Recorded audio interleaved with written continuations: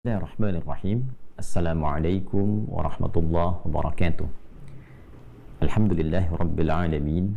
Wassalatu wassalamu ala rasulillahil karim Nabiyyina wa sayyidina Muhammadin wa ala alihi wa sahbihi ajma'in wa ba'd.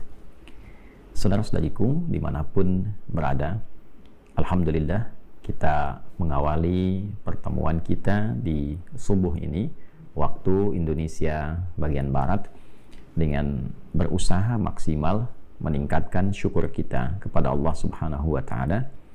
Alhamdulillah, tsumma alhamdulillah, tsumma alhamdulillah yang telah memberikan kita kesempatan untuk menjalani ibadah mulia, istimewa, begitu agung di bulan Ramadan ini. Dan kali ini telah memasuki hari yang keempat di bulan Ramadan tahun 1446 Hijrah. Kita bermohon pada Allah Subhanahu wa taala semoga seluruh rangkaian ibadah yang telah kita tunaikan diterima di sisi Allah Subhanahu wa taala dengan penerimaan terbaik. Pun demikian, semoga doa-doa, harapan-harapan terbaik yang kita panjatkan, kita mohonkan kepada Allah dikabulkan dengan pengabulan terbaik sesuai maslahat kebaikan untuk urusan dunia dan akhirat kita, insyaallah. Teman-teman dimanapun berada, seperti diketahui bahwa ayat Al-Quran yang memberikan petunjuk, yang memberikan panduan tentang penunaian ibadah siam Ramadan, baik dari segi kewajiban, baik dari segi teknis pelaksanaan, pun juga hal-hal terkait dengan penunaian ibadah siam ini didapati di dalam surah Al-Baqarah di ayat 183 sampai dengan ayat 187. Rangkaian ayat-ayat mulia ini seperti tadi diuraikan tidak hanya menampilkan kewajiban untuk menunaikan puasa Ramadan, tapi juga memberikan isyarat-isyarat yang begitu penting, dan di saat yang bersamaan juga memberikan petunjuk tentang karakter hamba-hamba Allah dalam menunaikan puasa ini. Di ayat 186 ada satu berita, juga keterangan, juga petunjuk yang sangat penting untuk kita insan beriman, hamba-hamba Allah Subhanahu wa taala. Dan hal yang menarik di ayat ini adalah dalam rangkaian ayat puasa 183 yang berisi tentang kewajiban menunaikan puasa Ramadan, juga jejak masa lalu umat sebelumnya yang diberikan kewajiban menunaikan puasa, dan ditutup dengan tujuan ditunaikannya puasa itu demi melahirkan karakter takwa yang paripurna dan menjadikan kita semakin baik dalam berkehidupan. Kemudian di ayat 184 kita diberikan petunjuk oleh Allah sekaligus keterangan yang jelas tentang waktu penunaian puasa. Berapa lama itu ditunaikan, kemudian toleransi bagi hamba-hamba Allah yang mungkin di saat waktu penunaian puasa Ramadan itu sedang memiliki keadaan yang tidak memungkinkan untuk menunaikan ibadah siam. Apa yang harus dilakukan bila kelak setelah Ramadan memiliki kemampuan, seperti apa penunaian untuk mengganti ibadah di bulan Ramadan itu, dan bila diduga, dinilai secara medis, secara klinis tidak punya kemampuan untuk menunaikan itu dalam masa hidupnya, maka apa yang harus dikerjakan sehingga dengan itu bisa mengganti dan bahkan diharapkan menyamai ibadah yang ditunaikan khususnya pada saat puasa Ramadan itu. Kemudian di ayat 185 kita akan dapati tentang kemuliaan Ramadan, yang dengan itu semua melahirkan motivasi yang sangat positif pada diri kita untuk mengejar keutamaan di bulan Ramadan itu. Maka ditampilkanlah yang paling utama, paling pokok tentang keutamaan Al-Quran. Dijelaskan bagaimana Al-Quran secara istimewa diturunkan di bulan Ramadan. Apa isi Al-Quran itu, sehingga saking penting dan istimewanya dia diturunkan di bulan Ramadan, memiliki kandungan yang mengarahkan pada kesuksesan dan kebahagiaan setiap manusia di setiap dimensi kehidupan yang ia lalui. Al-Quran juga memiliki peran yang sangat signifikan untuk memberikan petunjuk kepada kita dalam menjalani kehidupan dengan benar. ini benar diikuti, yang ini keliru ditinggalkan. Konsekuensi dari itu semua akan melahirkan hal-hal yang mungkin berpengaruh pada kehidupan kita.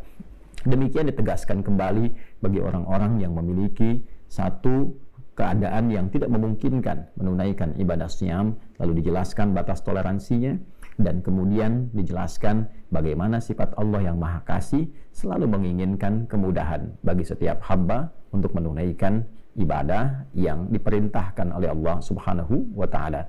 Dan dengan kemudahan inilah kita berpuasa, dengan kemudahan inilah kita menunaikan rangkaian ibadah, dengan kemudahan ini kita menunaikan segenap kajian-kajian yang bisa kita gali dari Al-Quran, mulai rangkaian ibadah malamnya, siangnya, pendalaman kepada Al-Quran, sehingga kita bisa menikmati rangkaian ibadah ini dan menyempurnakannya dalam perjalanan sampai akhir Ramadan. Setelah itu kita temukan keindahan hasil Ramadan yang memberikan dampak sangat positif pada diri kita, merubah kita menjadi pribadi yang lebih baik, mendapatkan hidayah, lantas kita bersyukur dan bertakbir di penghujung Ramadan sampai lahirnya keadaan yang baru di pembuka fitri di awal Syawal yang kita kenal dengan Idul Fitr atau Idul Fitrah. Nah, yang menarik ini sampai ayat 185.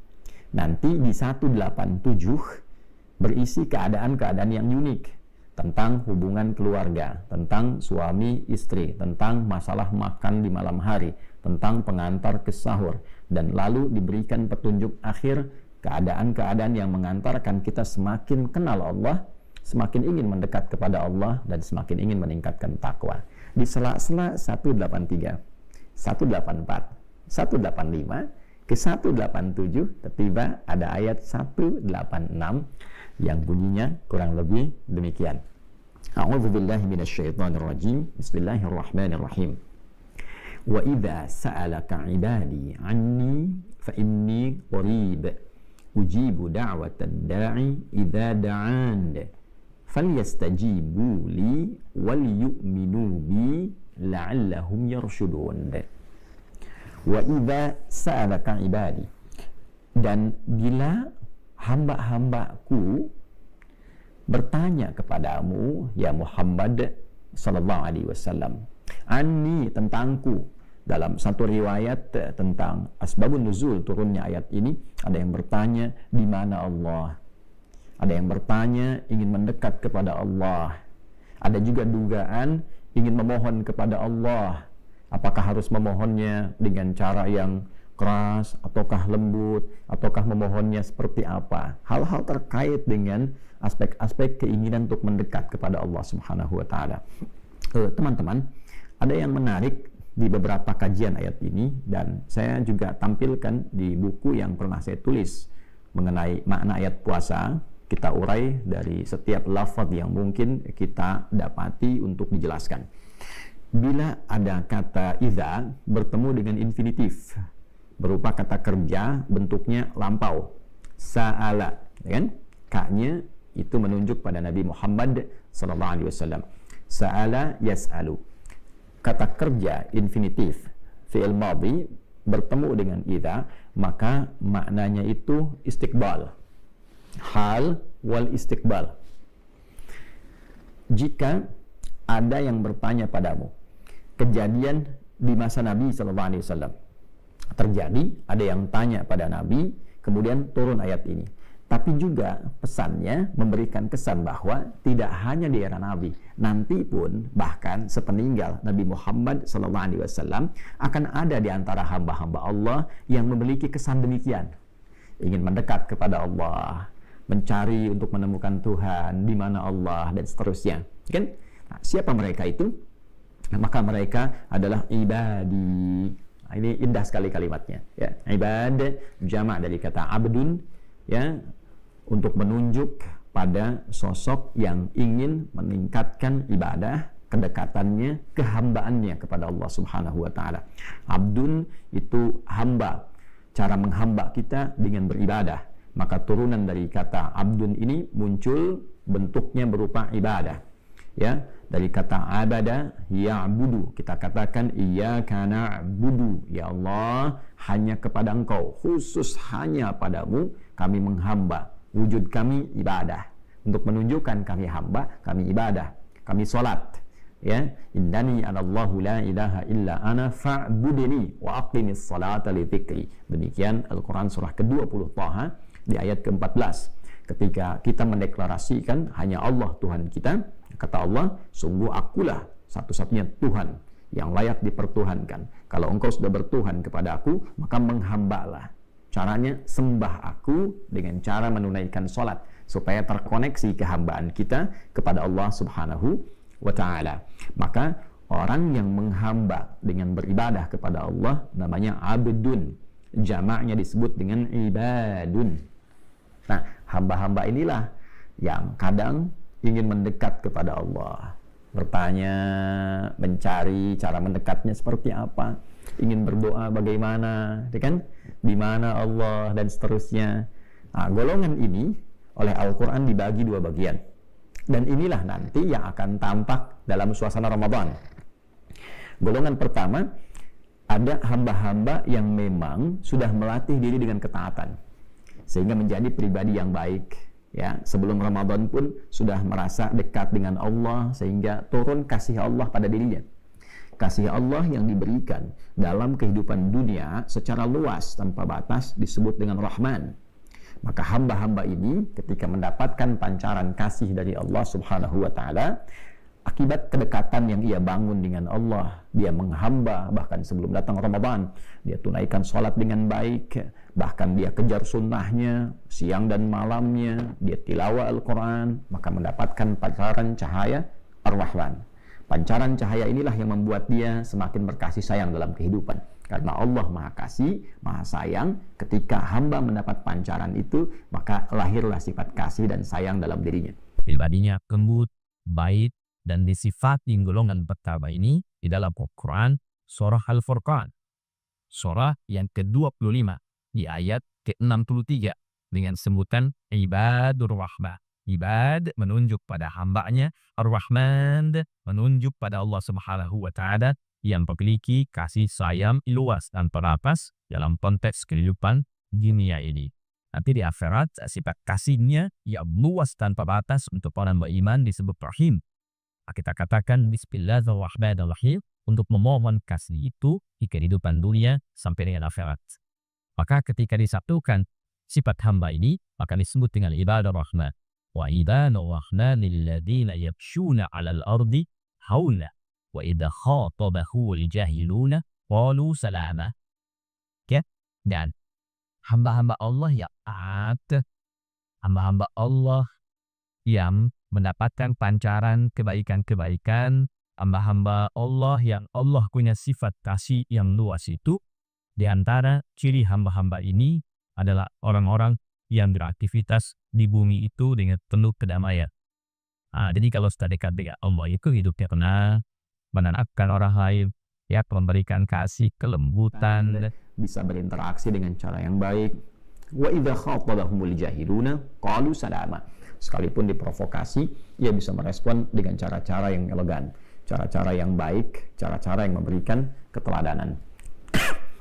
Nah, teman-teman, golongan pertama ini diisyaratkan pada kata ibadah. Nah, saat Ramadan, ia berusaha meningkatkan ketaatan lagi. Wa idza sa'alaka ibadi anni fa inni qarib. Ya Muhammad sallallahu alaihi wasallam, kalau ada di antara hamba-Aku golongan yang pertama ini yang motifnya ingin semakin mendekat kepada Allah, ya, bertanya kepadamu bagaimana cara aku mendekat kepada Allah, maka dijawab oleh Allah Subhanahu wa taala, fa inni qarib. Ya, sungguh aku dekat. Ya, Allah tidak menyifati dirinya dengan keberadaan tempat, tapi menunjukkan keadaannya yang dekat dengan hambanya. Allah menguasai setiap tempat, Allah menguasai setiap ruang dan waktu, tidak disifati dengan tempat dan waktu. Namun Allah Subhanahu wa taala pemilik segala ruang dan waktu, penguasanya mengatakan, aku dekat. Ya, tak usah berpikir tentang tempat, tak usah berpikir tentang waktu, kapanpun, dimanapun engkau ingin mendekat kepada Aku, maka mendekatlah. Ya, mendekatlah. Ujibu da'watad da'i idza da'an. Kalau engkau punya keperluan, aku akan jawab. Kalau engkau punya harapan, aku akan kabulkan. Kalau engkau punya permintaan, aku akan berikan. Nah, di sini Pertama, menunjuk karakter pada hamba-hamba Allah yang ketika Ramadan itu tiba, karakteristiknya ingin semakin meningkatkan ketaatan kepada Allah. Jadi petunjuk pertama, teman-teman, jikapun ada di antara kita yang gemar meningkatkan ibadah sebelum Ramadan, maka ada ciri khas hamba Allah yang taat ketika Ramadan datang, meningkat lagi ketakwaannya. Ya, sholatnya semakin meningkat, baca Al-Qurannya semakin meningkat, sedekahnya semakin meningkat, gitu kan? Banyak ulama kita, contohnya Imam Malik rahimahullah ta'ala, Imam Syafi'i, Imam Ahmad, bahkan sebelum ketiganya ada Imam Abu Hanifah, ketika Ramadan semakin meningkat. Imam Syafi'i kan viral sekali, kalau sebelum Ramadan sekali beliau khatam Al-Quran setiap hari, Ramadan bisa 2 kali. Ya, demikian para ulama-ulama yang saleh, yang baik-baik, hamba Allah yang taat, ketika Ramadan meningkat lagi, meningkat lagi, meningkat lagi. Nah, jadi ada kecenderungan fitrah ketika Ramadan, hamba-hamba yang baik itu semakin ingin meningkatkan taat kepada Allah. Maka ketika berkonsultasi kepada Nabi SAW, Allah langsung menurunkan jawaban. Ya kan? Itulah sebabnya kenapa diletakkan dalam rangkaian ayat-ayat puasa, karena fitrah hamba yang taat itu tidak merasa bahwa cukuplah. Ya, cukup sebelum Ramadan sudah banyak bekalnya. Nggak begitu. Ya, justru dia semakin tingkatkan dan manfaatkan Ramadan itu untuk meningkatkan ketaatan kepada Allah. Nah, ini ciri hamba yang taat. Jadi kalau kelihatan 11 bulan taat, Ramadan menurun, nah ini menunjukkan ada sesuatu yang harus diperbaiki. Ya, sesuatu yang harus diperbaiki. Kemudian yang kedua, ini cukup menarik juga. Ada golongan kedua, hamba yang merasa beriman kepada Allah, dalam tanda petik ya, saya katakan merasa ini, karena kalau beriman betulan tidak mungkin melakukan tindakan-tindakan demikian yang kita akan sebutkan dan isyaratkan. Dia muslim, dia hamba Allah, dia mengatakan beriman kepada Allah, tapi dia tidak menjadikan imannya sebagai panduan dalam kehidupan untuk menaati Allah, sehingga seringkali berbuat maksiat. Ya, karena iman mengarahkan pada taat, mustahil bertemu dengan maksiat. La yasriqul mu'min indama yasriq wa huwa mu'min. Kata Nabi memberi contoh, tidak mungkin ada orang beriman itu mencuri. Ya, saat dia mencuri ada iman dalam hatinya. Nah, maksudnya iman itu pasti akan mencegah ia dari perbuatan mencuri, korupsi, curang. Ya, jadi ketika seseorang mengatakan muslim, beriman, dan dia mencuri, ini menunjukkan imannya bermasalah. Jelas ya? Nah, ada golongan kedua yang ketika Ramadan pun tergerak dirinya untuk mendekat kembali kepada Allah, walaupun dirinya penuh dengan kesalahan, pernah banyak berbuat maksiat. Menariknya, ketika Ramadan tiba, Allah Subhanahu wa ta'ala maha mengetahui tentang keadaan ini. Tidak dibedakan, teman-teman. Hamba taat dengan hamba pelaku maksiat tetap disebut, diaku oleh Allah dengan nama yang sama. Ibadi, engkau pun hambaku. Walaupun engkau pernah berbuat maksiat, engkau banyak berbuat maksiat, bahkan engkau berumur maksiat, engkau tetap hambaku. Allahu Akbar. Dari mana taunya? Ya, golongan kedua ini masuk pada kategori ibadah. Kita temukan di surah Az-Zumar misalnya, di ayat 53. Qul ya ibadi, qul ya ibadiyalladzina asrafu ala anfusihim, la taqnatu min rahmatillah. Inna allaha yaghfirudz dzunuba jami'a. Qul ya ibadi. Di sini wa idza sa'alaka ibadi. Di ayat 53 surah Az-Zumar, qul ya ibadi. Katakan Muhammad sallallahu alaihi wasallam, sampaikan kepada hamba-hambaku yang merasa telah berumur maksiat dalam hidupnya. Pernah mencuri, atau bahkan maaf, pernah membunuh, maaf, pernah berzina, maaf, pernah mabuk, berumur dosa, israf namanya. Ya, qul ya ibadiyalladzina asrafu ala anfusihim, yang telah berbuat maksiat dalam dirinya. La taqnatu min rahmatillah. Jangan pernah putus asa mendapatkan rahmat Allah. Jangan pernah menyimpulkan nggak mungkin saya diterima kembali oleh Allah. Jangan pernah merasa demikian. Jangan pernah merasa menyimpulkan tidak akan pernah mendapatkan taubat, kasih sayang dari Allah Subhanahu wa ta'ala. Tidak. Ya, masih disebut hamba. Ya. Ramadan bulan limpahan rahmat. Kata Allah, la taqnatu min rahmatillah. Jangan putus asa dari rahmat Allah. Ketika Ramadan tiba, rahmat diturunkan. Maka dengan rahmat ini, fitrahnya pelaku maksiat pun ingin kembali kepada Allah. Maka dipanggil oleh Allah, jika engkau mencari aku, ingin kembali kepada aku, jangan malu-malu. Ya, datang. Wa idza sa'alaka ibadi, pelaku maksiat pengen taubat di bulan Ramadan, disambut oleh Allah, kalimatnya disamakan dengan orang taat. Allahu Akbar. Ya, jangan malu-malu. Fa inni qarib, ketika engkau mau bertobat, aku lebih dekat denganmu. Allahu Akbar. Ya. Kalau kita jalan setapak itu, ya Allah menunjukkan lebih cepat dengan melangkah. Ya, kita jalan melangkah, Allah menunjukkan lebih cepat, ya, dengan berlari, menunjukkan kesan cepat. Maksudnya apa? Kita bergerak sedikit, Allah lebih cepat menemukan kita. Ketika seseorang ingin bertobat, datang, dijemput itu, disebut hamba-hambaku. Ya, jangan malu-malu, ambil saf pertama. Jangan merasa sungkan, harus mojok di pinggir masjid, ya, di tiang-tiang, malu. Hubungan kita dengan Allah, bukan dengan manusia. Ya, hamba-aku, nah, tidak usah khawatir dengan pandangan orang-orang. Mendekat. Allah berikan rahmat. Ya, fa inni qarib, sungguh aku amatlah dekat. Ujibu da'watad da'i idza da'an. Kalaupun engkau mau memohon, bertobat, minta kepada Allah, aku kabulkan. Aku ampuni dosamu, ya.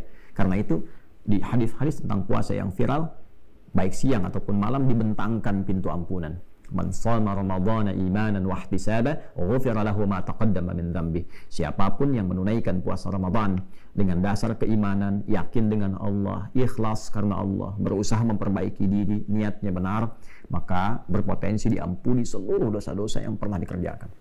Dia datang, dia tobat, malamnya dia sholat.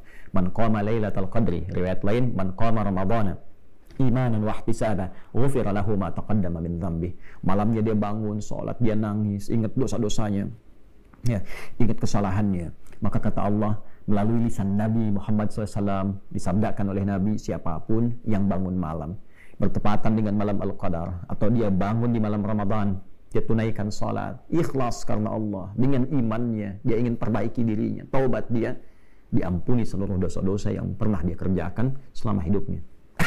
Lantas dia berkata, seperti Nabi pernah mentalkinkan doa ini pada lisan Sayyidah Aisyah radhiyallahu taala anha, Allahumma innaka afuwun tuhibbul afwa fa'fu anni. Ya Allah, sungguh engkau maha pemaaf. Aku mengakui banyak berbuat salah dalam hidup, dan engkau mencintai seluruh sifat kemaafan. Engkau mencintai hamba-hamba yang ingin kembali kepadamu. Maka maafkan aku ya Allah, ampuni aku, sayangi aku, gugurkan dosa-dosa aku. Maka turunlah rahmat Allah, diampuni dosa-dosanya. Ibadah. Falyastajibuli, maka cepat respon seruan Allah ini. Maka ayo pelaku yang taat mendekat, yang maksiat pun mendekat, respon. Ini Allah sudah kasih. Kalau dengan segala pemberian, tawaran, bentangan, kemuliaan ini, belum juga ada hamba yang ingin bertobat, maka dengan cara apa lagi Allah ampuni dosanya? Saat sebagian orang sudah meninggal tidak mendapatkan Ramadan, kita diberi kesempatan masih mendapatkan Ramadan sampai hari keempat ini. Kalau kita orang baik, boleh jadi diinginkan oleh Allah pahalanya semakin meningkat sehingga potensi mendapatkan surga tertinggi bisa kita raih. Potensi bertemu dengan Nabi sangat besar kita dapatkan. Jika kita termasuk golongan pelaku maksiat, maka potensi mendapatkan ampunan Allah, dibersihkan dari dosa itu betapa terbuka dan lapang. Falyastajibuli. Cepat respon seruan Allah ini, mendekat, taubat, minta kebaikan. Ya, jangan hanya saat dipanggil nggak datang, tapi saat punya keperluan manggil Allah tuh kencang gitu kan, ya. Tapi selama ini tidak direspon seruan Allah, maka rumusnya pakai, ya Allah panggil kita cepat datang, bahkan sebelum dipanggil kita hadir itu, ya. Maka feedbacknya apa? Bahkan sebelum kita meminta, Allah mengabulkan dengan meringankan masalah kita, sehingga seakan-akan kita tidak punya persoalan dalam kehidupan ini. Wal yu'minu bi, dan lakukan itu semua dengan yakin kepada Allah. Yakin, keimanan tanpa ragu. Yakin Allah akan ampuni dosaku, datang, taubat. Jangan hiraukan pandangan manusia. Datang, sujud, nangis, minta sama Allah. Punya masalah, datang. Ya, masalah keuangan, masalah kehidupan rumah tangga, datang Ramadan, minta sujud, minta sama Allah. Ya, mungkin persoalan datang nggak selesai karena belum takwa, ya. Masih ada maksiat yang belum terbuka, hijabnya itu belum dibuka, ke orang tua masih belum baik dan sebagainya. Ya, setelah itu la'allahum yarshudun. Semoga dengan itu engkau mendapatkan kesadaran, petunjuk ya untuk menapaki kehidupan yang lebih baik. Ramadan, teman-teman. Ramadan dibentangkan berbagai macam kemuliaan.